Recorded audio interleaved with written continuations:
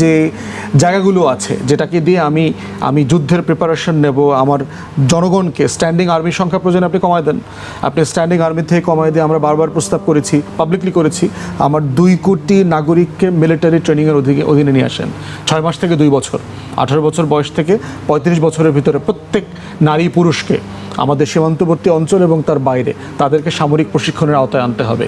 এবং আপনার রিজার্ভ থাকবে হিউজ, যাদেরকে দিয়ে যে কোনো ক্রাইসিসে, ইভেন বন্যা, খরা, যে কোনো ডিজাস্টারে আপনার তো ভলান্টিয়ার লাগবে, আগুন লাগে, এই মানুষগুলোকে আপনি কাজে লাগাতে পারবেন। থার্ড হচ্ছে আপনার বাজেট যদি ঘাটতি থাকে আপনি বাজেট দেবেন। আপনি আর্মড ফোর্সেসের ভিতরে প্রচণ্ড বৈষম্যের জায়গা আছে এবং এটা ইন্টারনালি কথা বললে বোঝা যায়।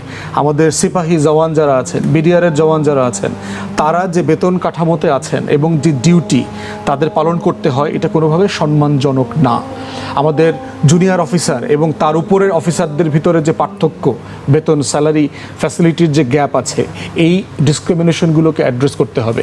তাদেরকে সম্মানজনক বেতন কাঠামোতে আনতে হবে। কারণ একটা মানুষ বাংলাদেশের জন্য, আমার আপনাকে নিরাপদে রাখার জন্য সে জীবনের ঝুঁকি নিচ্ছে। অতএব তার ঝুঁকির জন্য যা যা করা দরকার তাকে সে কনফিডেন্স দেওয়া যে আপনি ঝুঁকি নেবেন, আপনি শহীদ হবেন, আপনার পরিবার 14 গোষ্ঠী দেখার দায়িত্ব আমাদের সবার।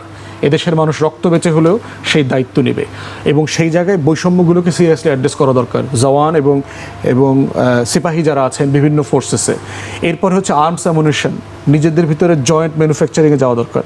আপনি দেখেছেন টার্কিশ ফরেন মিনিস্টার আসছিল গত কদিন আগে, তিনি কিন্তু অফার করেছেন ড্রোন বানানো থেকে শুরু করে আমাদের যা যা 4th জেনারেশন 5th জেনারেশনের আর্মস দরকার সেগুলো বানানো দরকার। মানুষ কিন্তু এখন আপনার ব্যক্তিকেন্দ্রিক যুদ্ধের প্রয়োজনীয়তা কমে গেছে। এই যে দেখেন আমেরিকা $30 বিলিয়ন যুদ্ধে খরচ করলো, সোলজার তো একজনও পাঠায় না ইরানে, না পাঠায় তো করছে। সেই মিজৌরি থেকে আপনার বিমান পাঠাইছে, আনম্যান ড্রোন পাঠাইছে, F-35 পাঠাইছে ইরানে। অতএব আমাদের এই মডার্নাইজেশনটা দরকার। 79-80 সালেও কিন্তু রোহিঙ্গা ইনফ্লাক্স হয়েছিল। শহীদ প্রেসিডেন্ট জিয়াউর রহমান কিন্তু হুমকি দিয়েছিলেন যে আমি ফোর্স পাঠাবো, এবং তারা তখন রোহিঙ্গাদেরকে ফেরত নিয়েছে। আমরা এখন পারি নাই কেন?